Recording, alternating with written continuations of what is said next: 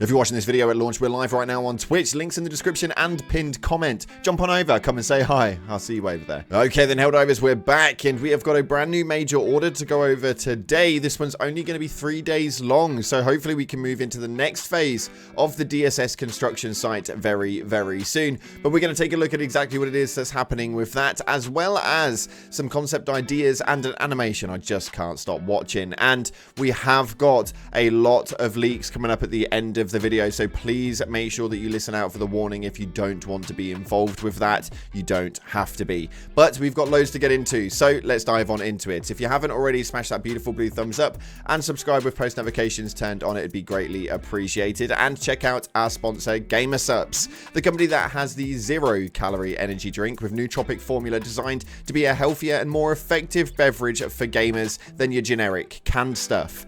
The blend is essential vitamins, organic caffeine, and nootropics that provide a consistent boost with no jitters, crashes, or glucose responses. This is absolutely amazing. They have loads of accessories, they have loads of snacks, and so much more, and they're releasing new stuff every single week. So make sure you get involved. Link in the description. Use code CloudPlays at checkout for a cheeky discount. So let's take a look at exactly what it is that's happening inside of Helldivers 2 today. So starting off, we're going to head on over to the Galactic War table, and we have an incoming message from Super Earth, and this one is a very, very interesting one. Again, we knew it was going to be on the bot side. With the DSS being such a prominent thing right now, there was bound to be that way. But it states right here, the automatons have refused to accept the peaceful and righteous liberation of Clarel. In an act of brazen escalation, they seek to steal the planet so many Helldivers gave their lives to liberate. This wanton aggression will not be tolerated. The Helldivers are ordered to hold Clarel at all costs. Heavy automaton assaults are expected. The Deep Mantle Forge complex is still under construction, and its completion is critical to the progression of the Democracy Space Station. If Clarel is lost, the DSS will be delayed. Any unnecessary delay risks its discovery and attack. Already, the Ministry of Truth have identified multiple automaton cyber attacks on DSS-related servers. They do not appear to have discovered the project's nature or location yet, but it's only a matter of time. Hold Clarel and the Deep Mantle Forge complex under construction beneath its crust. And when we take a look at what the major order is, you have to hold Clarel within this time period until the order expires in 2 days, 3 hours, and defend against 3 attacks from the automatons, which we've already done 1. So taking a look on the Galactic War map right here, you can see that we have hold of Clarel quite nicely, and down towards the south we obviously have the Imber location. So down from the south there's not much of a worry, although we do have Klasa and Vog Sojoth at the moment that could be leaning into the narrative. If we look at the defense missions that we've got right here though, Vernon Wells is going to be an important one, and it's not going overly well. We have only got around 8,000 people over there with 4 hours remaining. So I would say for the next 4 hours, maybe hammer in to try and solidify that second defense operation for the major order. It should be nice and easy if we get everybody over. At the moment though, we only have 16,000 Helldivers, and we still have quite a fair amount of divers over on the Gen Z sector, so this one is going to be a little bit painful to say the least. The overall numbers are looking quite low, but again, it is a Monday morning, so it is kind of expected. We'll see exactly what happens with that, but yeah, this one should be interesting. Are we going to have a delay on the DSS construction? Well, we'll have to wait and see. And for those of you guys who want to know, as you've been asking me quite a lot just recently, the Superstore is holding the Light Gunner BO8, which has the high armor rating extra padding passive. And we also have the FS61 Dreadnought, which has the increased throwing range by 30% and provides plus 50% limb health with the servo assisted passive.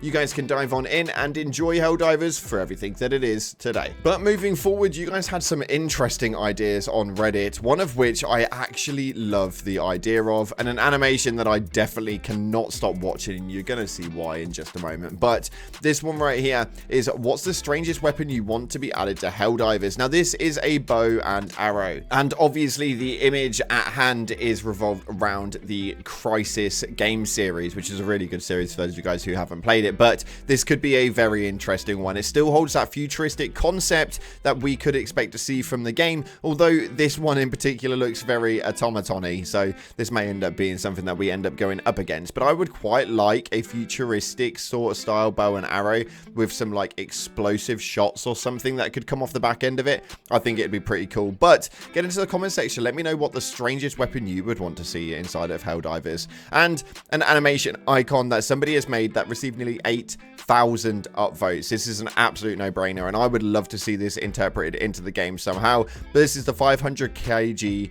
animation icon, and it is absolutely gorgeous. It is so damn smooth, so damn amazing, and I think this is something that they could really push inside of the game. How they would do it, I don't really know, but I would love to see it. I think it's just so clean. Let me know if you guys would love to see something like this inside of the game, but it just hits so damn hard. I just watched it repeatedly for maybe the best part of a minute or two. That's a lot of times for the record, a 7-second clip. And diving into the final topic at hand, we have got leaks coming from Mr. John Diver, also known as Iron Sights. So if you guys don't want to get involved with this part of the video, then make sure that you jump out right now. But this is going to be a very interesting stage of the game, as we're going to be taking a look at clans. So make sure that you dive out now if you don't want to watch it. With that being said, let's see what it is that Iron Sights actually had to say inside of his video revolved around platoons. There is going to be an emblem editor. This is going to be as far as in-depth as we know, with a frame, symbol, and background, where you guys are going to be able to generate your own platoon sort of logo. If you're going to be able to interpret that into any armor, we'll have to wait and see, but I would like to state that a lot of games do generally have their own armor style where they can input those emblems onto armor pieces, which I think for me personally would be incredible if we could actually do that. As far as the settings go inside of the platoons, he has managed to find coding for administrate platoon move station and manage members. So when we have the FTL jumps of the platoons moving around, maybe this isn't going to be just one place that we can move as far as the DSS. Maybe we're going to have those DSSs per platoon, and we're going to be able to move our station based on our team operative, which would be a lot better than moving it as a community and having a whole community decide where it's going to be, because realistically we full well know that it won't be leaving the bug side. Some more platoon settings are the access inventory, invite members, and platoon privacy. Now obviously the privacy is going to be down to whether you can just join, or if you have to send out an invite, or if it's just private overall. We'll have to wait and see how that one plays out. The access inventory is one that I'm very intrigued about, because I don't know how that's actually going to work. What's going to be in the inventory, if it's going to be certain weapons that you can take out, if you've unlocked them via the platoons, we don't know. But there are obviously going to be these platoon settings as well, such as edit platoon name, message of the day, and edit member actions. When it states the edit member actions, I would like to presume this is going to be like member roles and stuff like that you can assign to your platoon members, of which when this does come out, you guys know full well the Cloud Nation is going to have an absolutely popping platoon running at hopefully maximum capacity. It would be amazing. But a message of the day I quite like the idea of as well, and gives your team a area to attack for the 24-hour periods, as well as platoon ranks, commander, officer, private, and Helldiver, which is unknown. I like the fact that we've got these ranks and it's going to be pushable. I don't know whether this is going to be something that you have to assign, or if you unlock it via XP for the platoon, but we'll have to wait and see. And then we have some stratagems that are going to be platoon limited. This is going to be specifically for your platoons. The first one is the carpet bomb, which has a 15-minute cooldown. The cooldown is shared across clan members. That is going to be very interesting to see how that works. I'm hoping it doesn't mean every time somebody uses one, the whole clan has to wait to be able to utilize the next one, because it can mean potentially that only one person's ever going to be using said one. Next up, we got the nuke with the cooldown of 20 minutes, and again, cooldown is shared across the clan members, and these are just some of the ones that we know of right now and the details that are inside of the game. It could be really interesting, and hopefully it is, but we're going to dive on into your top comments from your previous video. This one is amazing, as you guys put in some incredible ideas. Somebody stated, "It's a small thing, but hear me out. Ship module upgrade upgrade for sticky stratagems. Stratagem beacons that, when thrown, will stick to any surface and not bounce off of armor or buildings. So I think this is very, very important. I think it's something that we could definitely see in the game and would be so damn helpful for a lot of stratagems. Be interesting for sticking it upon walls and how that would work though, so I don't know if it would be too usable, but I think it's a very, very clever one all the same. And in the last video, we spoke about the narrator. Yes, we want a narrator. When we finish a major order or when we start a new one, it'd be really cool if we had a narrator with a specific voice and a narrative around it, such as one from the Star Wars Clone Wars. It would be absolutely amazing. I can see it now. And this one got quite a lot of likes on it as well. So make sure you guys are getting in the comment section and popping in a cool comment that can get liked. And the top like video will feature in the next one. Thank you so much again for watching, guys. That's unfortunately we've got time for today. If you haven't already, like, subscribe, appreciate your faces, and I'll see you in the clouds.